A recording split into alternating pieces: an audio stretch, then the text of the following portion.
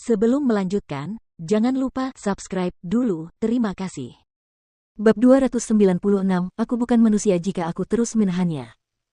Para satpam terkejut. Jika dia berencana untuk mengurungnya, bukankah lebih baik dia mengurungnya di rumah sejak tadi? Mungkin, tak seorang pun menduga bahwa Seng Minglan benar-benar akan datang. Kakek, upacaranya akan segera dimulai, kakak keempat. Sekarang kamu tahu bahwa kamu telah melakukan kesalahan. Kakek Seng melotot marah ke arah Seng Minghui.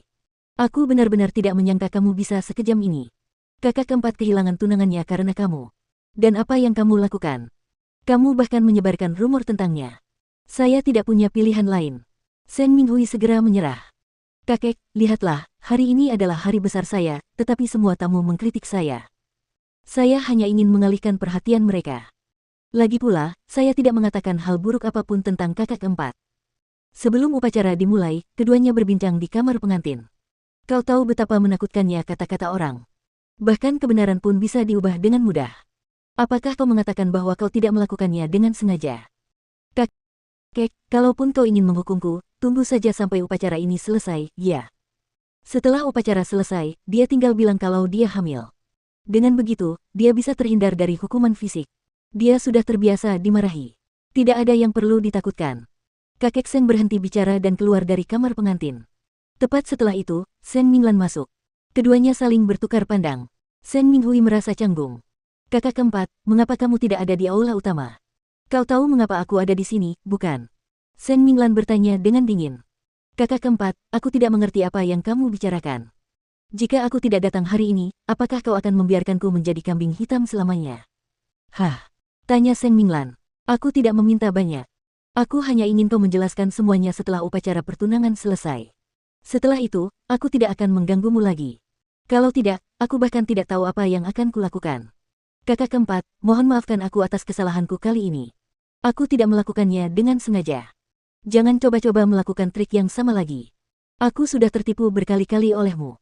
Seng Minglan tidak menyerah. Pilih satu dari keduanya. Kamu bisa menjelaskannya atau tidak, seorang pun dari kita akan bisa mengatasinya. Seng Minghui merasa takut. Dia hanya bisa menyetujuinya untuk menenangkan Seng Minglan untuk sementara waktu. Kakak keempat, jangan emosional. Aku tahu apa yang kamu inginkan. Aku berjanji akan melakukannya. Tapi, upacaranya akan segera dimulai. Aku harus pergi sekarang. Setelah mengatakan itu, Seng Minghui segera keluar dari kamar pengantin wanita sambil memegang gaunnya. Kemudian, dia memanfaatkan kesempatan itu untuk mengunci pintu kamar pengantin wanita. Setelah itu, dia meminta seseorang untuk menjaga kamar agar Seng Minglan tidak kabur. Sebenarnya, ini juga ide kakek. Namun, apakah itu cukup baik? Bukan karena dia tidak punya telepon. Itu bukan ruangan tertutup. Yang harus dia lakukan hanyalah menelepon Jing Yun dan semuanya akan beres, bukan? Di sisi lain, upacara pertunangan akan segera dimulai. Mu Qi mulai khawatir setelah melihat Seng Minglan tidak kembali setelah pergi ke kamar kecil selama beberapa waktu. Namun Seng Xiao meyakinkannya. Kakak keempat memiliki Jing Yun untuk melindunginya. Kamu tidak perlu khawatir.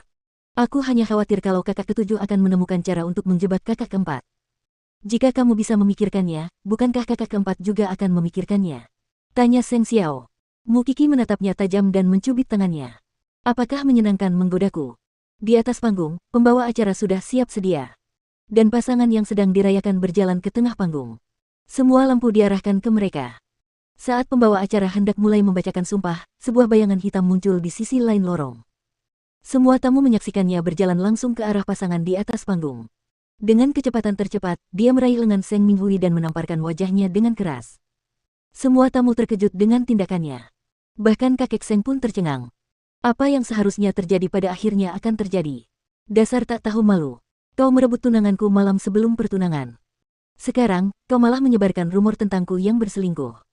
Jangan bilang aku harus mengalah hanya karena kau sepupuku yang lebih muda. Semua orang tercengang. Seng Minghui sangat terkejut. Dia segera melihat ke arah kakeknya, memohon bantuannya dengan matanya. Karena ingin menyelamatkan muka keluarganya, kakek Seng berdiri. Namun, sebelum dia membuka mulutnya, Seng Minglan menghentikannya. Tadi malam, dia merebut tunanganku. Kau memihak padanya. Baiklah, aku tidak menginginkan pernikahan ini lagi. Dan hari ini, saat aku di sini, pelacur ini menyebarkan rumor tentangku. Dan kau masih memihak padanya dan memintaku untuk memaafkannya. Namun, dia mengunciku di kamar pengantin untuk menghentikanku merusak pertunangannya. Aku bukan manusia jika terus-menerus menahannya. Seng Minghui, aku tidak harus menoleransimu setiap saat.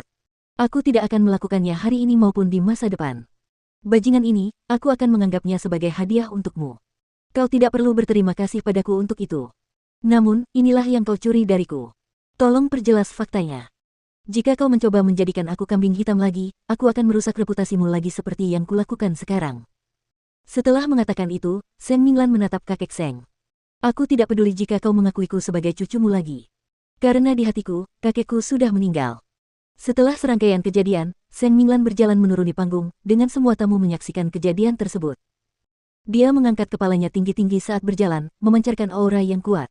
Semua tamu telah menyaksikan drama yang menarik. Apa arti tindakannya? Tidak ada yang lain, tetapi dia bukan lagi seorang Seng. Karena kakek Seng telah mendorongnya ke sudut, dia tidak punya alasan untuk tetap berada di keluarga Seng. Jadi, dia memutuskan untuk meninggalkan semuanya.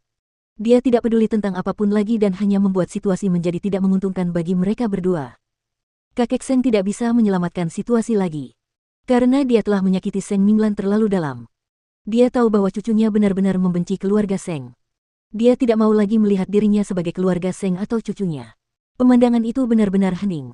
Tetapi Seng Xiao mulai bertepuk tangan. Para tamu pun melakukan hal yang sama. Tentu saja, mereka bertepuk tangan untuk Seng Minglan, bukan Seng Minghui. Ketua Seng, apakah Anda masih ingin melanjutkan upacara? Pembawa acara tercengang sejenak sebelum bertanya kepada kakek Seng. Kakek Seng memang memiliki pikiran yang kuat. Dia berpura-pura seolah tidak terjadi apa-apa dan melambaikan tangannya. Teruskan saja. Namun, semua orang sudah tahu bagaimana Seng Minghui yang berdiri di atas panggung telah mengkhianati Seng Minglan. Terlebih lagi, dia bahkan menusuk lukanya. Berkat, apakah dia pantas mendapatkannya? Seorang wanita yang tidak tahu malu karena mencuri tunangan orang lain seharusnya memiliki rasa malu.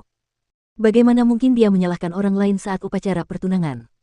Tampaknya sekarang ekspresi jijik di wajah para tamu sudah cukup untuk membuat Seng Minghui merasa terhina.